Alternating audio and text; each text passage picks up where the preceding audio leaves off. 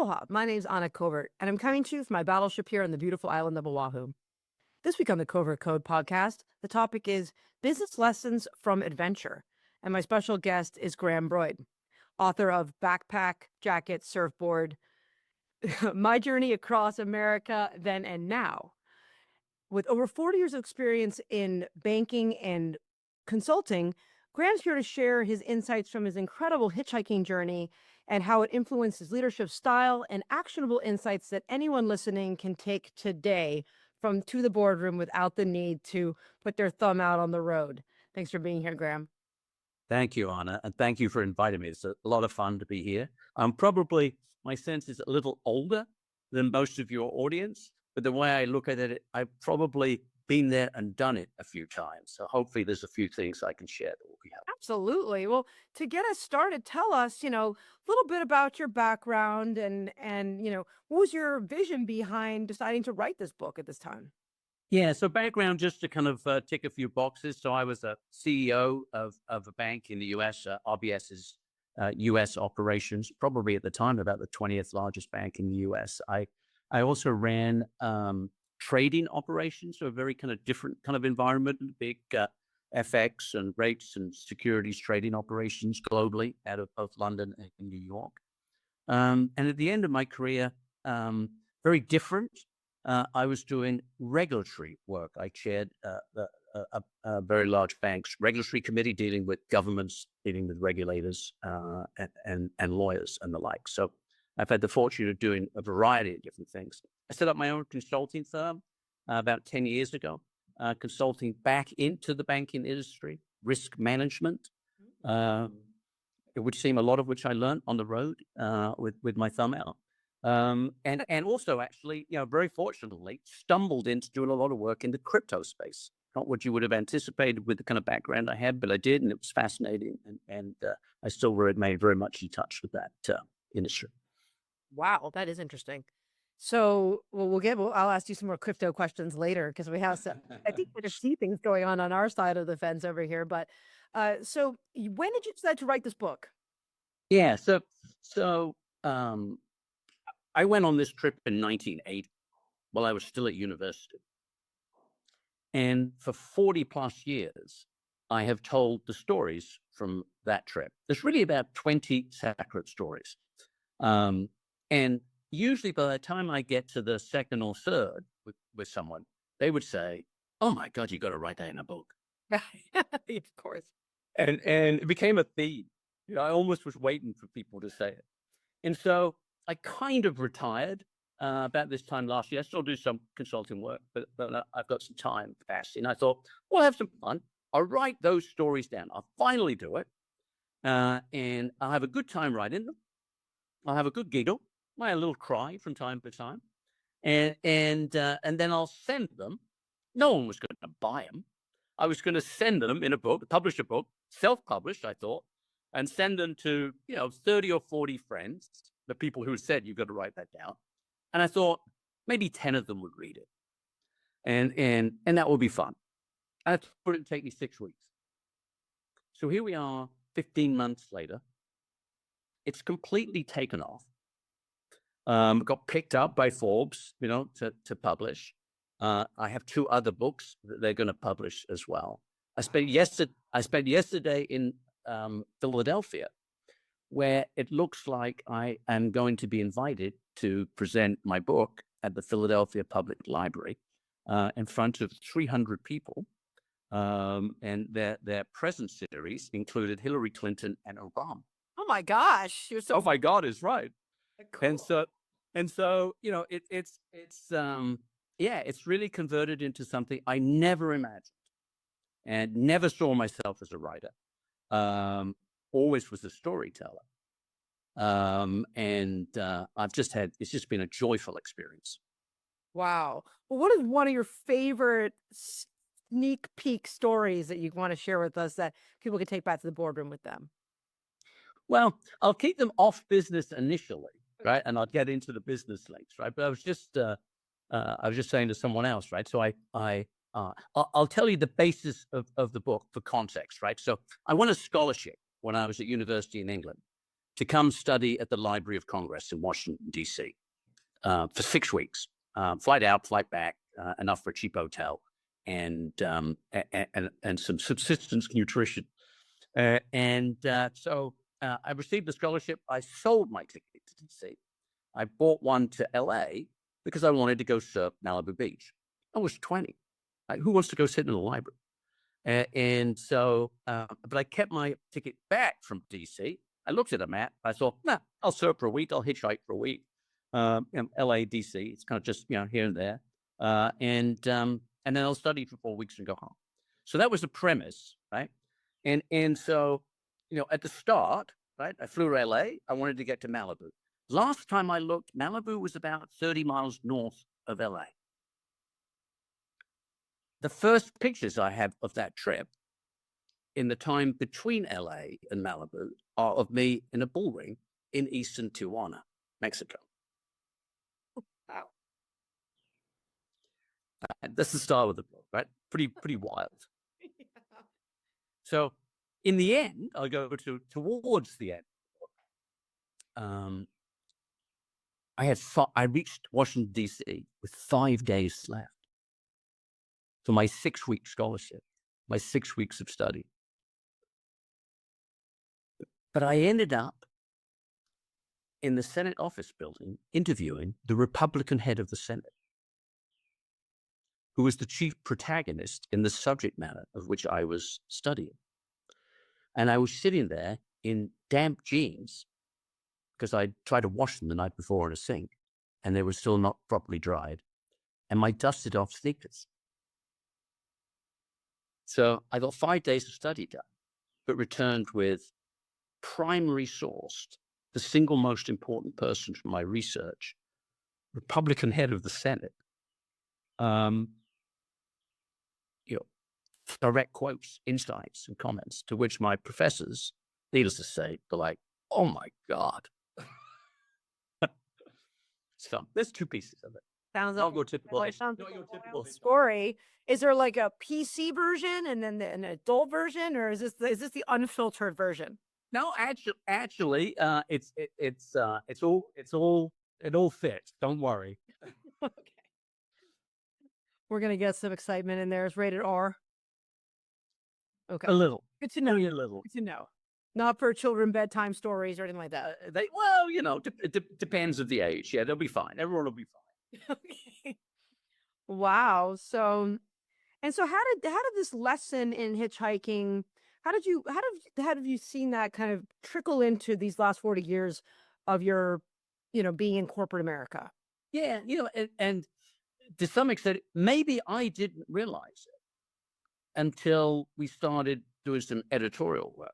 So to me, these were just 20 funny stories. And then when I went through the editorial work, my first meeting, 7 people from Forbes turned up because they wanted to see what happened to the person they read about in the book. Yeah. And to some extent, they wanted to know the sequel. What did he do after all these experiences? I'm like, oh, I didn't expect that. That's the then and now part that we added. Yeah. And to some extent, I just hope people were amused. Were like, oh no, they said to me, there is a whole personal development structure throughout this book, and lessons learned from it. That when I went back and thought that through, I could see, blatantly. But it's not how I sat down initially to write it. It just came out that way. And I realized actually I've been a big proponent of some of the skills that I learned on that trip, throughout my career. So I guess what comes to mind for me, because I grew up in Aspen, Colorado, and I was born right after your trip. So I was born in 1983. So I was not even a thought yet when you were doing your trip. But I remembered always being told that hitchhiking was very dangerous, right? And lots of risk there, of course, more for women than for men.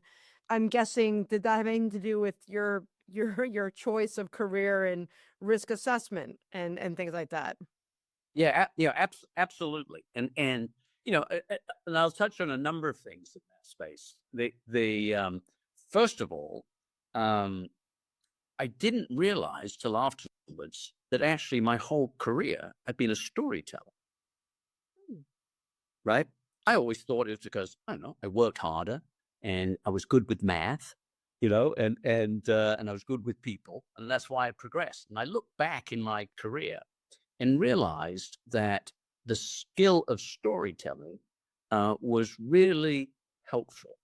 I'll give you a couple of quick examples. Right, so when I was asked to be the CEO of RBS in the US, that was a build and grow story.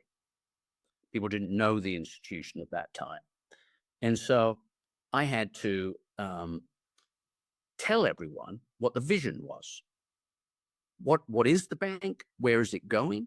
And why is it going there? And how would it be successful? Storytelling. Yeah. I had to recruit people who otherwise would not have come to the bank.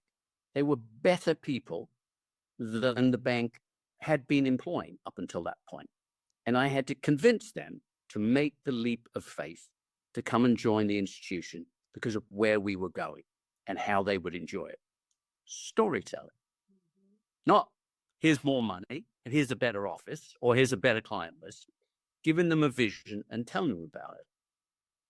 And even back, when I sat in a trading room initially as a salesperson, you're getting economic data out and you're calling some of the largest, hedge funds and institutional managers in the world to interpret that data and the impact it would have on the market. Well, some people just give them the data, give them some math, give them some analysis. In hindsight, I realized what I was doing and why I had a niche that worked for me is I would tell quick stories. This is what just happened. This is why it happened. This is how it's going to impact the market. And this is what you should do. It had a start, a middle, and an end. And so, it's almost been a hindsight learning. And when I've gone back and visited with friends who worked with me and for me over the years, and I've told them that, they're all gone like, well, of course. They all knew it. They all knew it. Just, I had missed it. And so, so that was very insightful to me. And maybe if I can jump also into risk management, right? 'Cause, yeah. So, one of the things, and I've encouraged people to do this, the whole career. And I think it's particularly relevant today. There's a lot of people who naturally, when they're early in their careers, sit naturally in a kind of a comfort bubble, as I call it, right? Their social media friends, their local friends, people of the same age, people of the same interests. And I understand why people would do that. There's a lot of crap out in the world, right? Conformity bias, Right. yeah. Correct. Right. Now, that's fine unless you want to progress in your career, right? That's fine unless you want your business that you started up to do really well, unless you want to move not only to the next job up in the ladder, but 2 or 3 jobs up the ladder. Well, if you're going to do any of those things, you're going to have to reach to spaces that you haven't experienced of before, right? To talk to people, the kind of which you haven't talked to before, to get challenges that you've never seen before.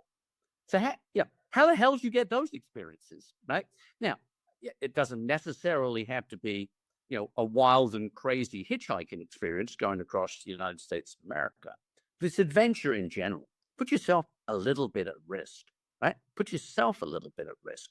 Put yourself in circumstances that you haven't had before and see what happens, right? And learn from them. And guess what? Some of them might be mistakes, which of course are the best learning things. Some of them may be difficult, right? And particularly early in life, I'm a huge proponent of just putting yourself in sensible, right, but more adventurous, more risk-taking sets of circumstances to build up, a large dose for later in life in your career. I think you're 100% right. I mean, one of my favorite books is Annie Duke. It's Living in Bets. if you've read that. She's a famous poker player. She talks Yeah. about how it's easy to put yourself around others because we all want to be right, right? And it's risky or bad decision making thinking that, when you make when a good outcome happens, oh, it's because of my decision. And when a bad outcome happens, it's because of it was bad luck. No, right? And a easy way to do that is to put yourself around people who all speak the same language as you. They all think the same way as you. And then now they're confirming that your choices are right and you like Yeah. that, right? Yeah. But it's not it's going to be much harder for you to succeed long term and make better decisions if you're not putting yourself in those situations. I think you're 100% accurate of, and what are some examples of things people could do to break free? I mean, are you recommending some of your book? Well, I mean, I do think travel is an easy and enormous one to do, right? Different, you're dealing with not only different locations, but different people, different cultures, different language, different habits, different ways of doing things that will open your eyes. And I've always found the more you travel, the more you realize you haven't seen. Yeah. Right? Every time you go a place, I went to India. First time I went to India, I'm like, oh my goodness, I haven't gone to this part of India.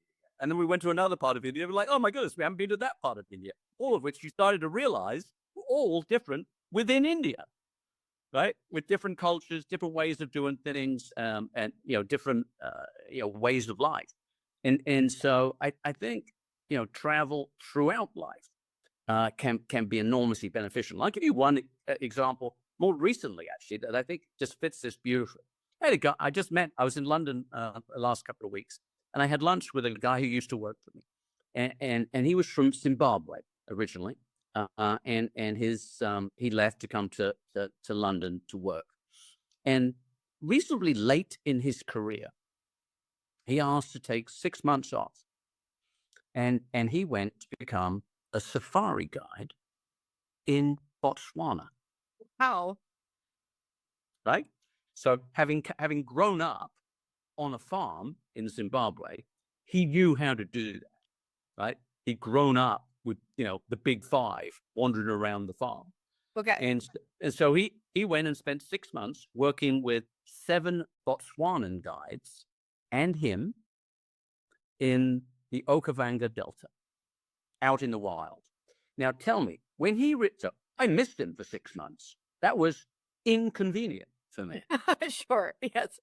But when he came back, do you think he was a better person, a more interesting person? Do you think everyone, clients, Have all other his people, fingers when he came back. they all wanted to speak to him, Yeah, and he had all of his limbs, so he was still, yeah, okay. Well then, yeah. right? That's So about he did that in his late 40s, right? This is not just a young in life thing. So it's always inconvenient. It's always the wrong time. Do it. do it. I'm with you. I think, that's really when you get the mirror back of yourself, and who you want to become and what's out there. So I think traveling's good. I mean, another easy way for in business is just to pick a new type of event to go to.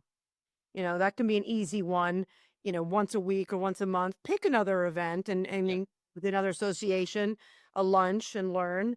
And Oh, and if you have no, it opens your mind. And the other thing I would say with doing events, right, that I've learned later in life was similar to the hitchhiking experience, right? So one of the things you had to do as a hitchhiker is, so you're standing on the side of the road, you're trying to get from A to B, you got a sign.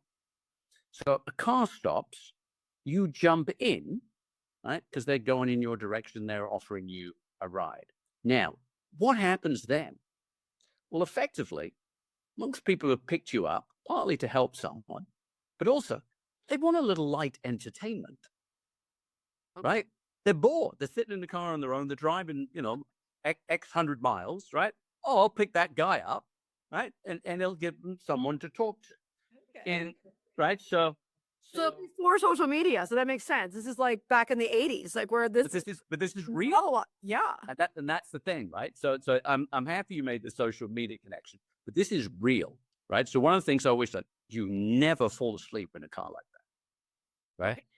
You have to be on your toes, and you have to, if from the moment you sit down, you need to engage, right? And you need to engage in a way that is doing a couple of things. One, you're finding what they want to talk about and what's interesting to them. And also, you're making a judgment, am I safe? And what So what if you don't feel safe? What do you do then? You tuck and roll? so I had a number of incidents.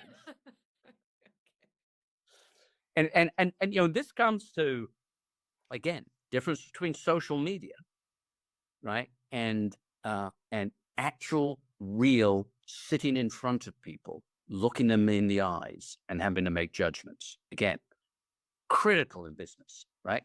And so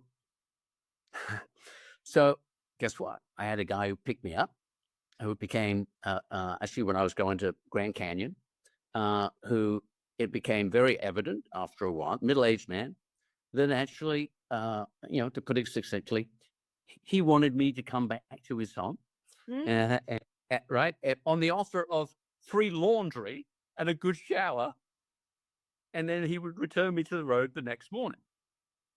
So and that crept up in the conversation bit by bit, right? And I found out afterwards there was a group of them who were doing this constantly, picking up hitchhikers, mostly from Europe, on the way to the Grand Canyon. And so you have to assess the situation and the person, pretty quickly.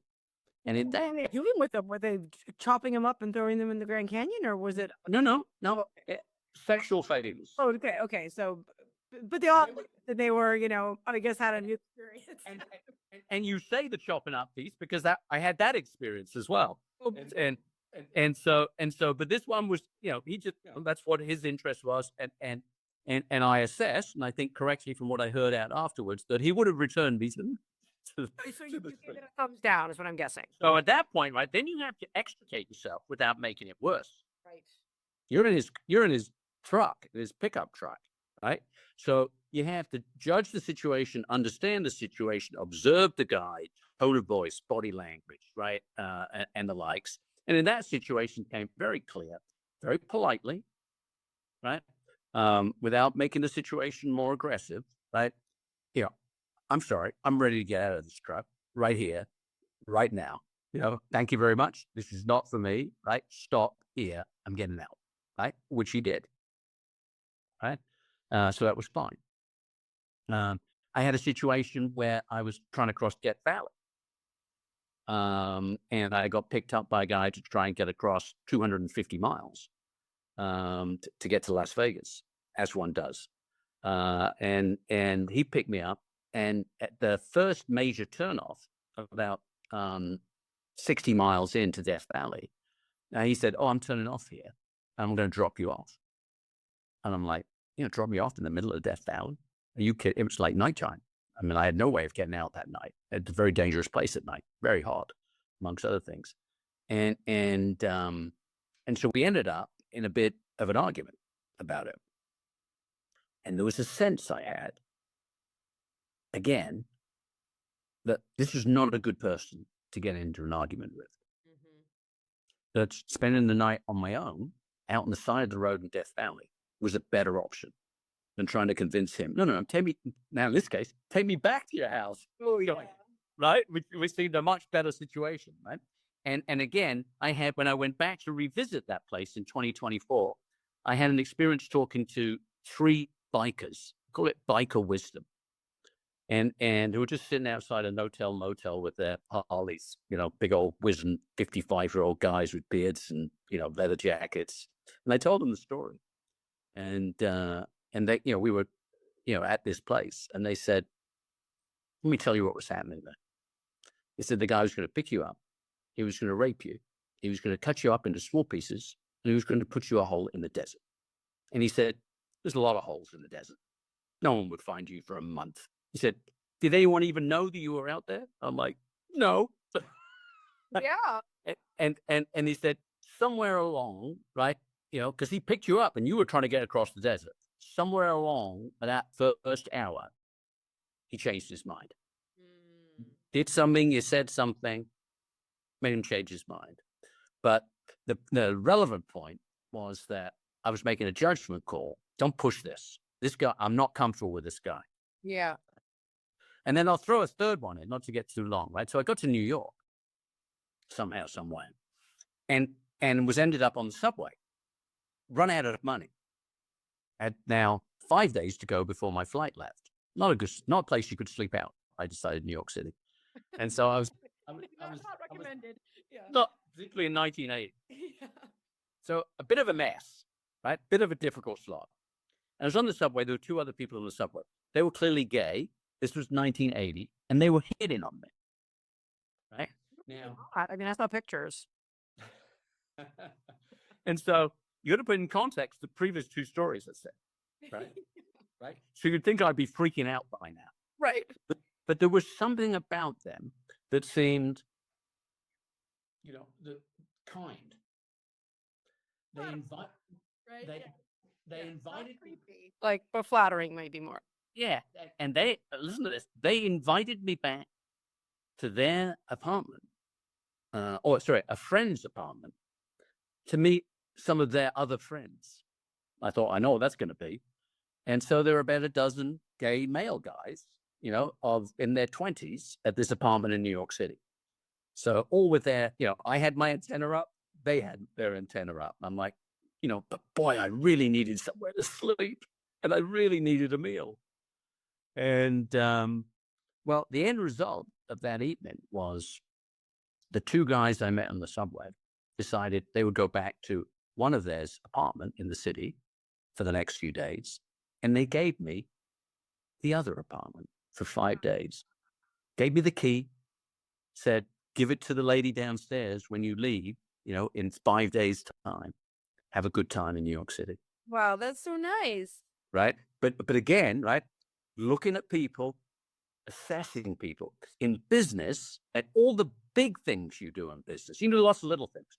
All the big things. You're acquiring a company, right? You're selling a company.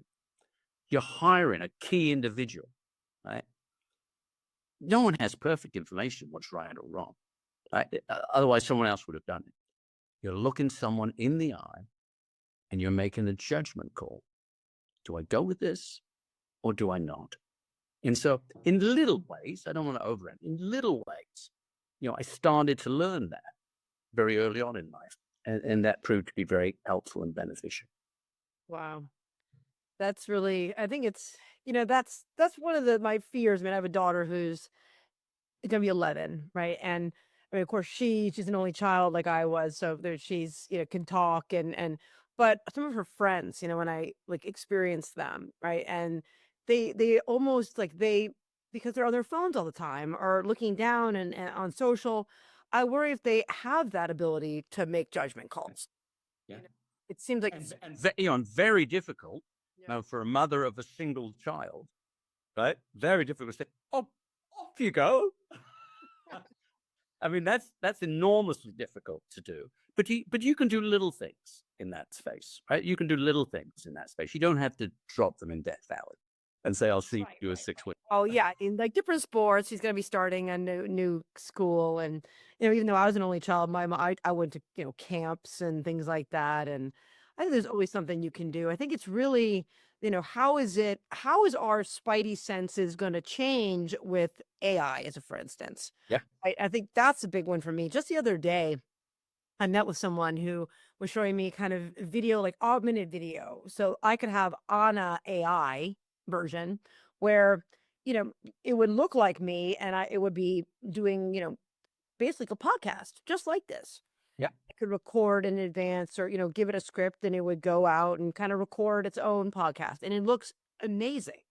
Yeah. And right away, I was exhilarated. At the same time, it was very scary because it made me think like, being like a public figure, what is the barrier there of like, this is real Anna and this is not real Anna, this is fake Anna, right? Yeah. And now how, we're talking about security, how that is being translated into serious fraud.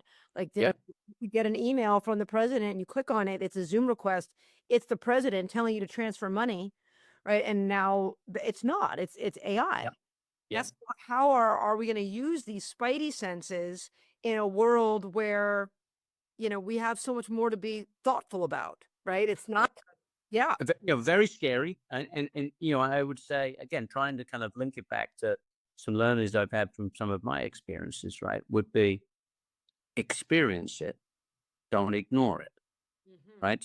So if it happens, you just given a very good example of its impact on you. So understand that. Don't walk away from it. Understand what just happened. Understand how that worked. Just ask a few more questions, right? And I always think that is helpful in doing it. I spent the end of my career. Who would think this? In my consulting business, working for people heavily involved in the crypto industry, right? So, AI related, right? New tech, right? And new tech that people are scared of, right? As the majority of people's initial instinct, right? Particularly people in my social structure, right?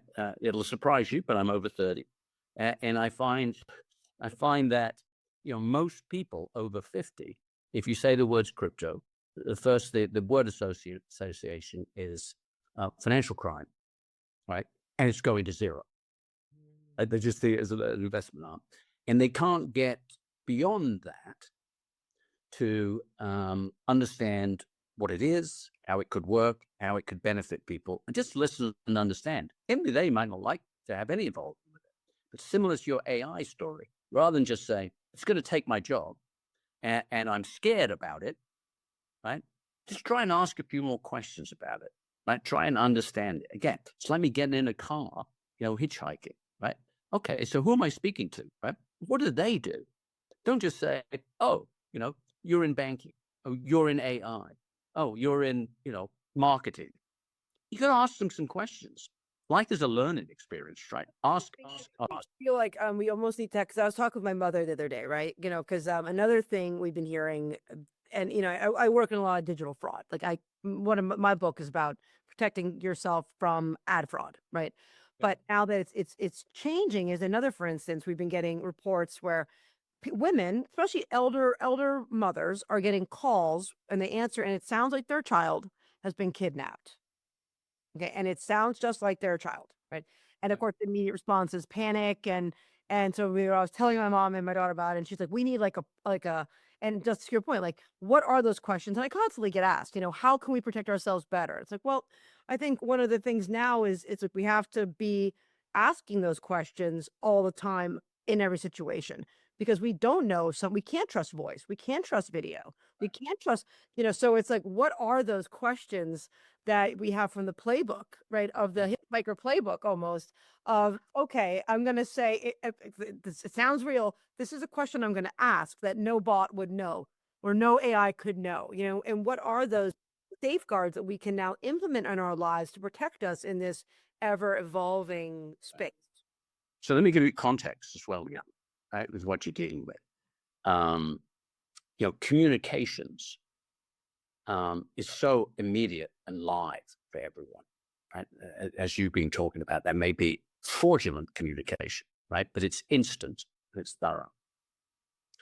So when I left on my trip to come to the United States, my parents knew that I was flying to LA, hitchhiking across to Washington, D.C., spending 4 or 5 weeks studying in the Library of Congress in Washington, D.C., and then flying home.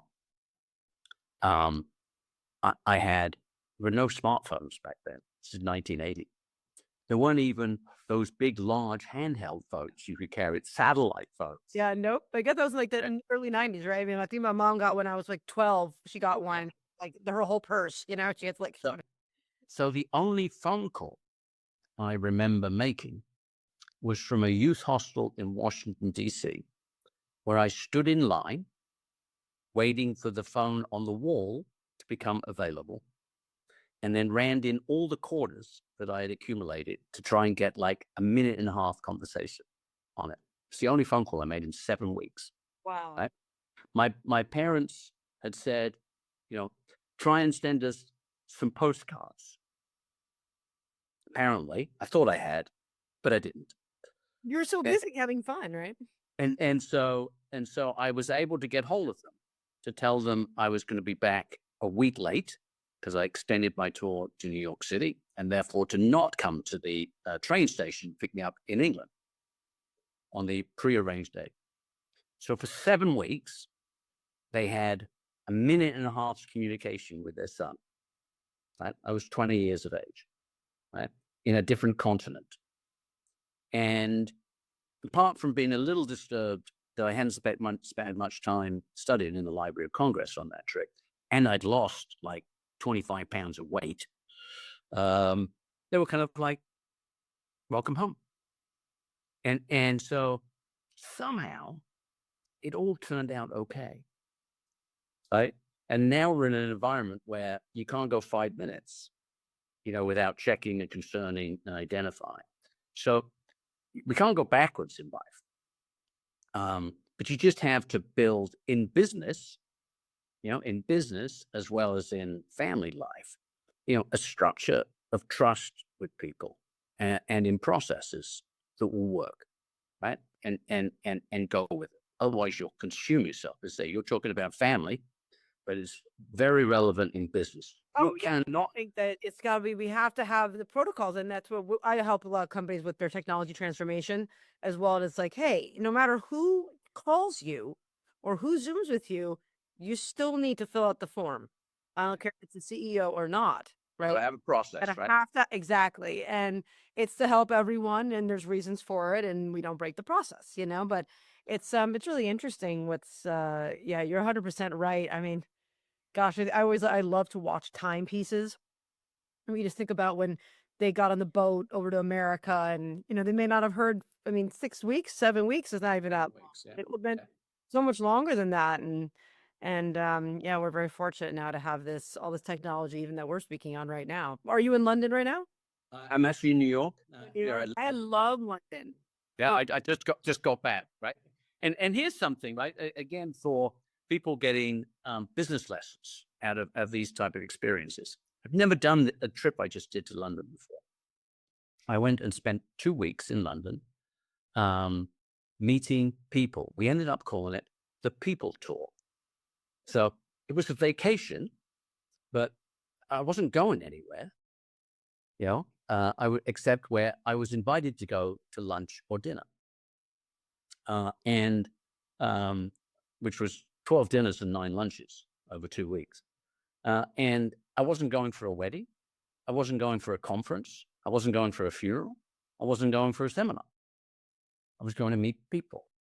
And again, I think, part of it's me, right? You go on the kind of journeys I've been on and had the experience I've had in the books, you really realize how important people are in your relationships to the person, right? And you can't do everything on your own. You're extremely dependent on the people around you. And for all the Taj Mahals and Sydney Opera Houses and pyramids in Egypt that I love to go and see as I travel, the most fascinating things to see and spend time with are people. I agree. Well, that's a perfect place, I think, to end. Thank you so much for being here. For all my listeners, Graham's book is coming out on August 12th, and you can find it on Amazon, Barnes & Noble. It's going to be on your website, broydpartners.com. /books. That's where you find all the books. Okay, good. Yeah. You can have Graham on LinkedIn. And what else? You can pre-buy it now, right? You can pre-buy it now, but you can't read it till August 12th. The print comes out in August 12th. And we're actually audiobook as well, I'm guessing. Audiobook. Yeah. And are you doing the voiceover, or did you have one of the Forbes people do it? So Forbes said, don't do it, Graham. Yeah, I told me the same thing. Well, I mean, also, I'm a very fast talker, and apparently you have to speak 6 times slower than normal. And I was like, and it was really, they're my stories. Yours is a very different type of book. These are my stories. And right. Guess what? I have an odd accent, right? So try replicating Graham Broyd's accent, right? Not easy. And so they kept on saying, don't do it. I did it. And actually, I love doing it. Oh, good. And some of the people who I know who will enjoy hearing some of these stories wanted to hear it in my voice. Oh, yeah. Oh, I think that would be fun. I mean, you have a nice voice to hear. Thank you. Yeah. Thank you. So I did it, and so they're just doing the final edits on that now. And to your point, all the 18 of the 19 edits, the last round of edits, length of pause. Wasn't one change in the words. It was the gap between when you said this and then you started saying this was too short or too long. So Did they extend that on their own, or did you have to re-record it? oh, I had a very good studio. They can just do that. They just, You know, I'm working on my second book right now, which I am going to self-publish. It's about solar, the solar coaster. And I was thinking about maybe recording it because, you know, I talk a lot about solar and people know me and they're all asking about it. And then I was just thinking, I'm like, well, what if they could just slow it down and post? yeah. Yeah. They can, if you get it, good. I couldn't do that. I had a very good studio director who that was very simple for. Okay. Well, maybe we'll see. We'll see how it goes. I hope people enjoy it. Find out. I might give it a whirl. We'll see how it goes. But first, I have to finish the book. I'm in my second round here of editing. So, but Well, you should take my advice. You should take a little pause in all the hard, frantic work we do, okay. and open back that Jackie Surfboard on August 12th. Yeah, I can't wait to read it. Definitely, we got to do our book swap, and then we'll do a little post before the pod goes live for all of our listeners. So again, it's available. It's coming out officially August 12th, but you can pre-order your copy now and help it get all the attention it deserves. And I know that maybe coming soon, there might be some other exciting news, maybe some movie or other series deals, but Graham will fill us in as we get confirmations. Lovely. Anna, lovely to speak to you. Thank you for inviting me. Thanks for being here. So for all my listeners, please join me next week as I interview another industry expert to help you succeed on and offline. Make sure to go to the Covert Code and subscribe to your favorite stream. We're on Apple, iHeart, Spotify, Amazon, and YouTube. And I'll see you next week in the Pixels. Aloha. I hope you enjoyed this episode of the Covert Code podcast. To stay up to date with all our future episodes, follow us on your favorite podcast platform. Your support means everything to us. Please take a moment to leave a review and share our content with your friends and colleagues on social media. Your feedback helps us improve and reach more digital innovators like yourself. See you in the Pixels. Aloha.